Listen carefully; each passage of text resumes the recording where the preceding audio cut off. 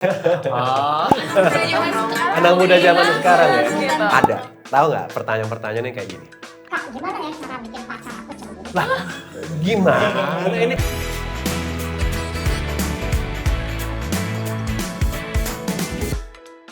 Nah, oke, sekarang dari 15.000 chat yang masuk nih, Kak. Kira-kira dari 15.000 orang yang bertanya ini, mereka tuh spesifiknya tuh pengen tahu apa sih?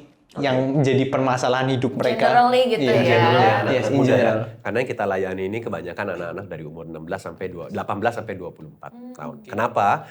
Karena itu target ads yang bisa dipakai untuk targeting ads itu umur 18 Iya, paling betul. muda ya. So banyak dari mereka itu nomor satu masalah tentang pasangan, tentang hubungan. Kayak mereka struggle dengan hubungan mereka dengan pacar atau hubungan mereka dengan orang tua. Yes. Dan ini tersangkut paut dengan masalah unforgiveness, dengan masalah kepahitan. Yes. Jadi banyak dari mereka itu kepahitan dengan pasangannya mereka, kepahitan sama orang tuanya mereka, dan tebak siapa yang disalahin? Tuhan. Nah, jadi mereka itu sekarang butuh untuk mendapatkan sebuah assurance that apapun yang kamu sedang alamin, God is there for you. Tapi bagaimana kita mengkomunikasikan kasih karunia Tuhan dalam sebuah percakapan, ini kan prosesnya panjang. Jadi makanya ketika dibilang 15.000, 9.000 orang itu ngobrol, ini panjang, ada yang stay sama kita itu sampai 8 bulan, 10 bulan, 12 bulan, sampai saat ini masih ngobrol sama kita. Gitu, karena kita nggak bisa cuma sekali ngobrol, habis itu mereka langsung tercerahkan, habis itu nggak ngobrol lagi. Nggak.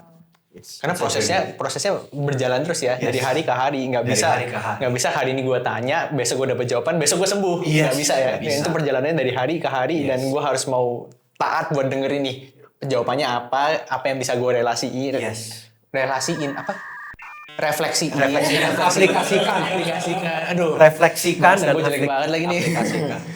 Nah, dari semua pertanyaan-pertanyaan, let's say pertanyaan hubungan atau mungkin yang agak sedikit sensitif tentang LGBT dan sebagainya, ada nggak sih pertanyaan-pertanyaan yang lucu, yang receh, atau yang cukup kayak bikin kakak ketika mau jawab tuh kayak, Anak muda zaman sekarang ya. Gitu. Ada. Tahu nggak pertanyaan-pertanyaan yang kayak gini? Kak, gimana ya cara bikin pacar aku cemburu? Lah, gimana ini kenapa kamu bikin pacar kamu cemburu supaya aku dapat perhatiannya dia, Kak? Karena dia ini kayaknya sekarang lebih perhatiin main game, lebih perhatiin teman-temannya. Aku ini kayaknya nggak mendapatkan perhatian cukup. Gitu. Iya. ikut dong main game. Hanya ikutan main game, tapi kalau main game jadi beban enggak? Beban tim enggak? Main PUBG, main Mobile Legends enggak? Iya, jadi beban tim, malah dimarah-marahin. Bener juga. Ngaca. Jangan main game. Jadi memang itu menjadi sebuah pertanyaan yang lucu-lucu ya, tapi balik lagi kita tahu bahwa mereka itu butuh kasih sayang. Iya. Mereka itu butuh perhatian. Wow, seberapa efektif sih Kak? Karena kan maksudnya ini cuman by chat. Kita nggak even tahu dia tuh beneran real atau enggak. Kita nggak even tahu apa sih kesibukan dia dan lain-lain. The moment kita terlibat di dalam pelayanan ini nih ya, trust me, saya nggak pernah berdoa sebanyak ketika saya terlibat dalam pelayanan ini. Karena kalau kita ngobrol sama orang, saya bisa ngelihat raut muka orang, saya bisa ngelihat intonasi, saya bisa ngedengar intonasinya, saya bisa ngelihat body language-nya, sehingga saya tuh bisa mengandalkan this receptive informations untuk saya bisa meresponi. Nah, di dalam pelayanan via chat, kan kita kan nggak ada physical cues sama sekali. Kita nggak tahu nih intonasinya apa, kecuali kalau dia tulis caps lock gitu, semuanya caps lock gitu, hahaha, caps lock semua berarti ini orang ketawa gede banget. Tapi kan kita nggak pernah tahu ketika mereka merespon itu apakah body language-nya itu tepat atau enggak. So kalau misalnya mau ditanya atau enggak ya Giska, efektif atau enggak, it's the power of the Holy Spirit yang bekerja di dalam pelayanan ini. Dari sudut pandang kita, semua orang tuh bisa ngechat. Semua orang bisa merespon, hai Kak, apa kabar? Semoga kamu baik-baik saja ya. Kakak udah makan belum? Saya doakan kakak ya. Everybody can do that. Semua orang bisa lakukan itu. Tapi kalau misalnya kamu punya anointing-nya, mau apapun mediumnya, mau via chat kek, mau via surat kek, it has the power of the word of God. Wow, Nah, ini encouragement juga buat teman-teman yang lain ya, berarti you have the power of the Holy Spirit gitu, kayak kamu tinggal chat aja loh Yes. orang-orang sekitar kamu dan it can impact Yes. them gitu. Ask guidance, Lord, what do you want me to tell this person? What is this person truly speaking? Ini orang sebenarnya ngomong apa sih? Karena kebanyakan mereka kan juga muter-muter ya. Muter-muter gitu. Kita juga butuh hikmat dari Tuhan untuk bisa tahu. Lord, I'm listening. What do you want me to say to this person? Dan itu butuh banget untuk kita ngebangun hubungan yang intim sama Tuhan Yesus dalam pelayanan ini. Jadi kita nggak mengandalkan kekuatan kita. Sama sekali nggak bisa, Nggak Kak. bisa. Ini bener-bener chat yang kayak intonasinya kan sama semua ya. Mau Iya. pakai titik koma juga ya begini-begini aja Iya. intonasinya. Even kita nggak tahu dia cewek atau cowok, kan Yes. kayak Yes. beneran nggak tahu apa-apa sih, Yes, betul. clueless. Betul. Wow. So again, ketika kita melayani itu dari kekurangan kita kan. Ini banyak loh kekurangannya. Banyak banget. Tapi selalu Tuhan bilang dalam pekerjaannya dia, ketika kita taat, selalu Tuhan bilang, you punya apa? Give it to me and let me work. Dan saya yang akan memultiplikasikannya. So that I cannot boast, saya nggak bisa berbangga diri sama hasil pekerjaannya. 5 roti 2 ikan. Hasilnya ketika kita taat kasih 5 roti 2 ikan ke Tuhan, luar biasa hasilnya. Ketika Tuhan Yesus juga mau bikin mujizatnya yang pertama. Kan dia minta pekerja-pekerja, isi dong dengan air. Jadi kan harus ada effort dari manusia untuk ngisi air dulu, baru yang Tuhan yang akan kerjakan. Dan ini jadi sebuah prinsip di dalam pelayanan saya, udah saya kasih apa yang saya punya. Mau itu menurut manusia itu kurang, tapi di tangan Tuhan itu akan menjadi luar biasa. Gitu. Nah, dengan ketika Kak Daniel mulai menjawab nih dengan platform ini, orang banyak yang tanya Kak Daniel dan tim mulai menjawab dan membantu mereka untuk kasih problem solve untuk apa yang lagi mereka alamin di dalam Tuhan sendiri. Goalnya kemana sih Kak? Tahu gak sih ini? Goal dari pelayanan digital ministry kita itu selalu mau mereka tertanam di gereja lokal. Karena kita nggak mau sepenuhnya dan seterusnya mereka terlayani di dunia online. Online itu hanya tempat di mana kita memancing. Setelah kita memancing, kita harus tanamkan mereka di komunitas lokal mereka. Kenapa? Karena apapun yang secara psikologis ya, kalau kalian kan misalnya hubungan jarak jauh nih, long distance relationship, kalian teleponan, dan kalian menikmati hubungan kalian secara online. Pasti akan ada kerinduan untuk bisa menikmati hubungan tersebut secara offline. Makanya kalian, kita ketemuan yuk, kita kopdar yuk, kita mesti ketemuan, kita ngobrol yuk. Nah itu juga yang harus dibawa, filosofinya itu juga dibawa di dalam ministry online ini. Jangan sampai mereka cuma terlalu nyaman di dunia online, habis itu kita nggak bisa arahkan mereka, the blessings yang lu dapatkan di komunitas online ini, lu juga bisa dapatkan di komunitas offline. Betul. Go to your church. Find real friends di sana, yang genuine friends di sana yang bisa membantu kamu bertumbuh. Karena apa yang mereka rasakan di dunia online, pasti mereka ingin rasakan di dunia offline. Dan itu lebih real ya kalau Dan gitu. itu lebih real dalam konteks karena kita ini physical being ya. Itu lebih real, akan sangat membantu. Jadi pelayanan online ini just a temporary shelter house lah, tempat penampungan sementara aja lah. Untuk orang-orang tuh ketemu gitu. Cuman nanti ujungnya harus kita taruh di gereja-gereja lokal. Nah, menarik nih Kak. Berarti kan goal dari Tahu Gak Sih sendiri kan nggak cuma mau jadi space buat mereka bisa kasih jawaban, tapi kita juga pengen mereka bisa tertanam di gereja lokalnya mereka masing-masing. Tapi Ada nggak sih dari setiap pertanyaan-pertanyaan yang masuk ketika one-on-one dan sebagainya, ada nggak sih orang-orang yang ternyata gue nggak mau masuk ke offline-nya, gue akan nyaman dengan posisi gue bisa chat aja tanpa orang nggak perlu tahu gue siapa sih? Ya. Ada nggak sih yang tipe-tipe gitu? Ada. Kalau buat mereka-mereka yang seperti itu kan berarti mereka belum siap ya. Karena mereka kan belum terbuka. Jadi kita juga tetap layani mereka. Kita nggak paksa mereka, kita kasih deadline. You cuma punya deadline waktu ngobrol sama kita seminggu lagi ya. Nanti setelah itu you harus keluar ya gitu ya. Upgrade premium ya gitu kayak gitu, jualan. Kayak kita nggak bisa kasih deadline ke mereka. Karena balik lagi, orang-orang yang kita layani ini adalah orang-orang yang biasanya itu mereka sedang terluka. Antara mereka terluka atau mereka sedang bingung. Dan komunitas kita, mungkin adalah tempat terakhir di mana mereka mau mencari jawaban. Jadi kalau misalnya kita tolak mereka atau kita bilang, udah nih gue mau melayani orang yang lain nih, gue udah terlalu banyak ngelayanin lu nih, udah makan waktu nih misalnya kayak begitu ya, mentalitasnya kayak gitu ya. Resikonya adalah nih orang mungkin gak akan pernah mau berkomunitas secara sehat lagi. Karena udah trauma. Di chat aja gue diginiin. Iya, di chat aja gue di ghosting. Apalagi di dunia nyata nanti gitu. Aku takut ketemu orang-orang. Nanti aku sendirian gak punya temen. It's real though. Ini realita nyata. Kita mungkin sekarang kayak wah ini aneh banget ya. Kayak dulu kan kita berpikir aneh banget ya orang hari Senin bisa menyatakan diri sebagai laki, Sabtu boleh menyatakan diri sebagai perempuan. Kan kita aneh banget ya. Tapi kenyataannya sekarang kan udah jadi hal yang normal. di dunia digital pun kita juga sekarang menemukan loh hal-hal yang seperti itu gitu. Tapi di chat-chat gini ada nggak sih Kak pattern kayak berapa lama sih biasanya? Mungkin buat teman-teman yang mau juga menjangkau teman-temannya dengan via chat gitu, Iya. berapa lama sih kita harus chatting nih sama orang ini dengan intens? Eh, kita pertama yang harus kita establish dalam via chatting itu adalah kedekatan, rasa build relationship and build trust dulu ya. Karena the moment trust is built, jadinya lebih nyaman untuk ngobrol terbuka. Jadi tergantung sama kedekatan kalian dengan orang yang kalian sedang layani. Iya. Kalau kalian yang sedang layani itu sudah terbangun hubungan yang intim, yang dekat, yang percaya, jadinya lebih mudah untuk kita sharing. Tapi kalau misalnya masih belum, masih panjang, ini prosesnya banyak percakapannya kita, walaupun kita intensional mau bicara soal kebenaran firman Tuhan, tapi kita juga tahu bahwa kita nggak bisa langsung bicara soal spiritual conversation ini mesti dibawa dulu tentang kebutuhan mereka.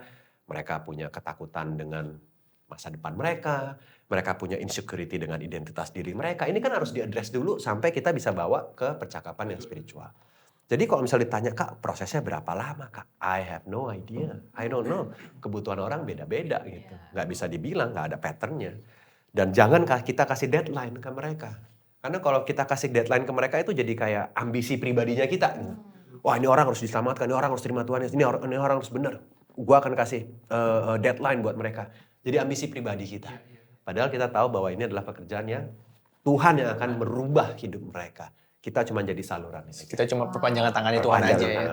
Ini mirip banget sama metode yang Yesi sering ajarin sih, yang pray, connect sama respond. Iya kan? Kayak kita perlu hubungan sama Tuhan dulu, terus kita connect sama orang-orang sekitar dan kita responin. Apa yang mereka butuhkan, apa yang Tuhan gerakin kita. The Great Commission, right? That's what we are supposed to do as a Christian. Kita harus meresponin Great Commission, kan? Sampai kapan ngeresponnya, ya kita juga harus melakukan yang apa yang Tuhan kasih ke kita ya. Kita harus respon sampai kita nggak pernah tahu waktunya kapan dia akan berubah, dia akan benar-benar kenal Tuhan kapan. Dan tugas kita ya kita akan respon, kita akan kasih feedback yang baik, kita akan kasih jawaban yang baik buat mereka. Dan pada akhirnya ya urusannya dia dengan Tuhan lah yang akan akhirnya membuat dia berubah dan menjadi divine purpose-nya Tuhan. Betul. Kita cuma bisa jadi pengarahnya doang ya, membantu menampung mereka punya keluh kesah sementara. Kita juga berdoa buat mereka, kita kasih yang terbaik, saran-saran yang terbaik buat mereka. Tapi balik lagi, keselamatan itu tugasnya Tuhan. Kita nggak bisa menyelamatkan orang. Oke. Sebentar, aku ada pertanyaan. Oh iya, maaf. Penasaran dari tadi. Tips hubungan atau gimana? Kita berantem hubungan ini. Oke, pertanyaannya ini yang dari tadi aku pikirin ya. Maksudnya kondisinya kan berarti mereka akan punya kesempatan untuk chat. Intensinya adalah gue butuh jawaban dari lu dan lu perlu bridging ke gue dengan kan tadi kan kita nggak bisa langsung tiba-tiba bahas kebenaran ya artinya kita harus masuk ke mungkin dia punya problem di keluarga gimana, problem di pertemanan gimana. Ada nggak sih yang baper Kak di situ? Baper ya. Kamu kalau ngomong baper agak susah kalau misalnya baper karena kan kita nggak lihat reaksinya ya. Tapi kita bisa ngelihat tanda-tanda di mana ketika kita kasih kebenaran mereka nggak balas respon lama gitu. Betul. Itu ada. Itu ada. Jadi seringkali kita temukan orang-orang yang datang ke chat itu juga sebenarnya cuma mencari konfirmasi apakah yang mereka lakukan itu sudah benar. Kak, aku lagi kesel nih sama pacar aku, Kak. Aku diemin dia, Kak. Betul nggak, Kak? Kayak gitu. Abis itu kita kasih tanya-tanya. Abis itu kita kasih saran yang nggak ada alternatif lain loh. Kamu bisa lakukan itu seperti ini loh. Ghosting lama. Mereka nggak respon lagi. Itu ada yang kayak gitu baper-baperan. Berarti mereka benar-benar tujuannya ngechat jadinya bukan mencari jawaban ya. Bukan mencari jawaban, mencari konfirmasi dan mencari afirmasi. Itu juga ada. Jadi kita sendiri juga mesti ada filter system di mana ini orang-orang yang genuine, orang-orang yang mencari, sama ada orang-orang yang sebatas ya nggak mencari lah ya, nggak genuine gitu, sama ada orang-orang yang intensinya tuh hostile. Memang intensinya itu nggak tepat untuk datang ke chat kita. Nah, bukannya kita nggak mau melayani mereka semua, tapi kan kita terbatas kemampuan kita. Betul. Jadi kan kita waktunya juga terbatas. Jadi kita bilang fokusnya kita adalah melayani grup mereka yang terbuka. Kayak di Firman bilang kan ya yuk layani orang yang sudah terbuka, artinya sudah siap. Tapi bukan berarti orang yang di tengah-tengah sini nih, yang orang yang tadinya cuma mencari afirmasi, nggak kita layani. Karena kita sedang mempersiapkan hatinya dia untuk bisa menerima kebenaran yang baru. Gitu. Kalau untuk grup yang satu nih yang hostile, udah kita bilang oke, Tuhan berkatin. Tapi kita nggak mau melanjutkan perbincangan ini karena kita mau menghargai satu sama lain. Yes. Gitu. Jadi ya udah. Dan kita selalu send them with prayers. Telling them that kita nggak sakit hati kok. Oh. Pokoknya saya nggak mau kamu. Kalau kamu ada waktu mau ngobrol merespek batasan-batasan yang Yeah. sudah kita bikin, yuk kita Ikut ngobrol lagi. lagi. Wow. Tapi kalau enggak, Sorry? sorry. Wow, keren. We have to know when to stop juga ya. Yes. Gak bisa kayak kita mau jadi superhero, kita mau melayani semua orang Ya, gitu. betul banget Giska. Karena kita di dalam pelayanan ini kayaknya kita pengen bilang iya terus kan ya. Sedangkan kita tuh nggak punya kapasitas untuk bilang iya terus-terusan. Jadi we have to know when to say no. Dan itu juga bagian penting untuk life coachnya kita untuk bisa punya hikmat discernment untuk tahu nih mana nih. Kapan say yes, kapan say no. Harus tahu ya jedanya kapan kita harus berhenti buat lanjutin atau enggak. Kita harus tahu semuanya detail-detail seperti itu. Yang menarik ya, yang saya temukan ya di pertanyaan-pertanyaan sebanyak ini ya kalau saya rangkum ya. Kemarin itu saya datang ke satu pertemuan yang cukup menarik. Dibilang itu ada fakta bahwa setiap generasi itu ada pertanyaan, generational questions gitu ya. Kayak ini saya ada catat, saya buka dulu nih catatannya saya. Di generasinya silent generation, pertanyaan mereka itu adalah what is true? Apa sih yang menjadi sebuah kebenaran? Itu silent generation. Habis itu baby boomer nanya what is real? Apa yang nyata? Kalau Gen X itu what is good? Apa yang didefinisikan sebagai kebaikan? Kalau Gen milenial itu generasinya saya, what is beautiful? Apa yang indah? Oke. Gen Z ini yang menarik. Pas hasil dari survei ini dijelaskan, mereka nanya what is human? Wow. Apa itu artinya menjadi seorang manusia? And itu sangat-sangat terefleksi dengan pertanyaan-pertanyaan yang selama diterima ya. Oh, wow. These generations itu di-strip down dari esensi untuk menjadi manusia, which is human connections, relationship, interactions. Karena sekarang semua udah kita lihat ChatGPT, AI, bot, semua itu udah coming into their life. Sehingga esensi-esensi untuk menjadi manusia itu kayaknya sedikit makin lama tuh makin tergerus. Yes, makin lama makin tergerus. Diperparah dengan COVID. Ya. Interaksi satu sama lain secara physical touch ya. Kita shake hand, kita hugging gitu ya. Physical attack juga. Physical attack. Physical attack ya. Untungnya physical attack itu hilang lah ya. Hilang. Love language kamu ya? Love language-nya. Nah itu sekarang banyak ditanyakan. Nah ini the idea of being a human being right now, this generation is really needed. Generation ini sangat-sangat butuh untuk diingatkan kembali what it means to be a human being. Kan mungkin nggak dari situ doang ya, maksudnya ketika Gen Z ini ketika dia mau berkomunitas, mau apa, mereka merasa kayak gue nggak diterima nih di sini. Yes. Jadi dia merasa kayak gimana sih sisi kemanusiaan lu yang bisa menerima kekurangan gue ini? Wow. Mereka rejections. Yeah. Kemudian dengan di reject ini mereka ngerasa yaudah deh, kalau gitu gue lakukan sendiri aja deh.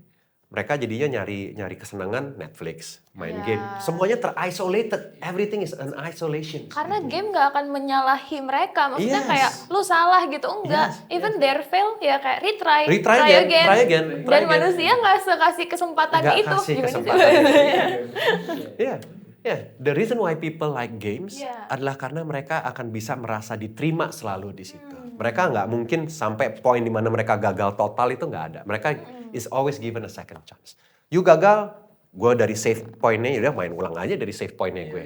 Mulai main aja dari save point-nya kita. Gitu. So ini yang membuat kita itu jadi disconnected. And generation Z, Gen Z are asking what it means to be a human. They are becoming more detached dengan satu sama lain. Everything can be done through isolations.